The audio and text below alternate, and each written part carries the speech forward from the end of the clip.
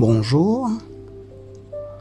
L'homme ne vivra pas que de pain seulement, mais de toute parole qui sort de la bouche de Dieu. Matthieu chapitre 4, verset 4. Voici votre méditation quotidienne. 24 juillet. Liberté. D'un ouvrage s'intitulant Dieu et moi d'Édouard Rippenstall. Vous connaîtrez la vérité et la vérité fera de vous des hommes libres. Dès lors, si c'est le Fils qui vous a franchi, vous serez réellement des hommes libres.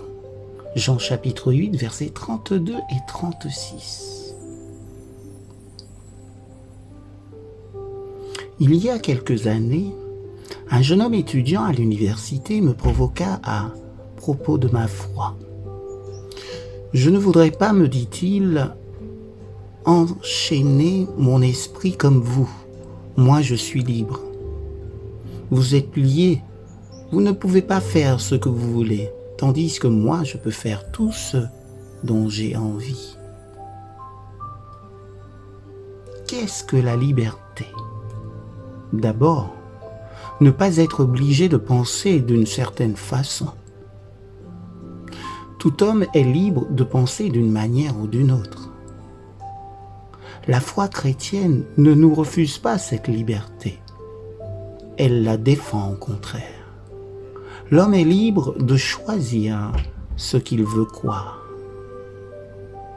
Ensuite, on oppose la liberté à l'autorité. Le christianisme offre la liberté, mais en même temps prétend à l'autorité. Dans la vie, liberté et autorité vont de pair. Partout, nous nous soumettons à l'autorité. Personne ne songerait, par exemple, à reprendre à zéro l'étude des sciences, de la médecine, de la mécanique ou de quelque autre matière.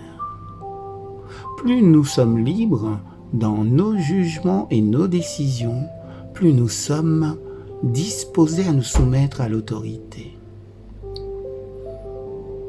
Dieu se présente avec autorité, ainsi par l'Éternel.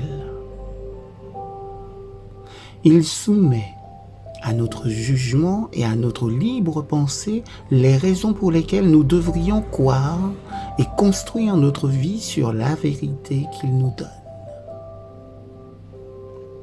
Enfin, les hommes opposent liberté et responsabilité. C'est là que le bas blesse.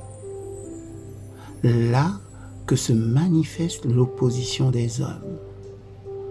Dieu nous offre la liberté. Il est souverain. Mais l'homme est responsable. La liberté n'est possible que si l'harmonie existe entre Dieu et nous. Dans la nature, nous constatons que la liberté vis-à-vis des lois ne dégage pas notre responsabilité. Voyons si l'eau ne noie pas, si le feu ne brûle pas, si le péché n'entraîne pas la maladie et la mort. Ces lois qui gouvernent la vie ne changeront pas d'un cheveu. Si nous les transgressons, c'est à nos risques et périls. Si un homme ne peut pas s'arrêter de pécher, il n'est pas libre. Parler de transgression de la loi de Dieu au nom de la liberté, c'est absurde, parce que celui qui transgresse la loi n'est pas libre. Nous ne pouvons pas dire « je serai libre » mais sans le Christ. Nous ne pouvons pas nous libérer nous-mêmes, sinon le Fils n'aurait pas eu à venir pour nous affranchir. Nous ne pouvons être libres que par la liberté telle qu'elle se trouve en Jésus. Gloire à Dieu pour ce magnifique message. Excellente journée à tous et à toutes. Amen.